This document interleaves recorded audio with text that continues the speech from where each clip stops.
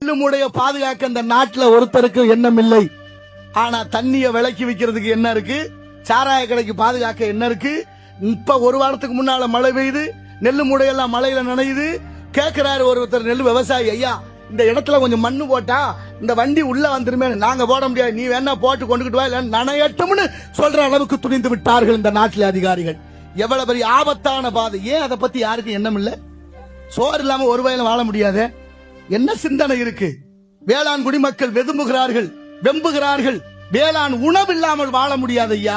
நினைச்சு பாத்தீங்களா? உழவு இல்லையேல் உணவில்லை, உணவில்லை என்றால் உயிர்கள் இல்லை, உயிர்கள் இல்லை என்றால் இந்த உலகம் இல்லை என்ற யதார்த்தத்தை உணராமல் என்ன செய்து கொண்டிருக்கிறோம்னா எவ்வளவு பெரிய ஆபத்தான பாதை. இந்த விவசாயி துடிதுடித்து போறார். ஐயா கொஞ்சம் மண்ணு போடுங்க, இந்த இடத்துல மண்ணு போட்டா அந்த வண்டியை உள்ள கொண்டு வந்து நெல்லு மூடை நனையாம இறக்கலாம்னு நீ கொண்டாந்து போடுங்கிற அந்த ஆளு. எவ்வளவு ஆபத்து. நான் ஒரு நேர்காணலை சந்தித்த பொழுது ஒரு அதிகாரி சொல்கிறார், குடோன் இருக்கு, என்ன நெல்லு வைக்கிறதுக்கான இடங்கள் இருக்கு, 3 விதமா மத்திய அரசு, மாநில அரசு, கூட்டுறவு நூறு அந்த வழியாக 3 பேரும் சேர்ற போட்டினாலதான் நெல்லு மூடை ஒழுங்கா வைக்கணும்னு பதிவு பண்றாரு அவரு. இது எந்த அளவுக்கு உண்மை என்பதை விவசாயிகள் சிந்தித்து பாருங்கள், வலைதளங்களில் தட்டி பாருங்கள்.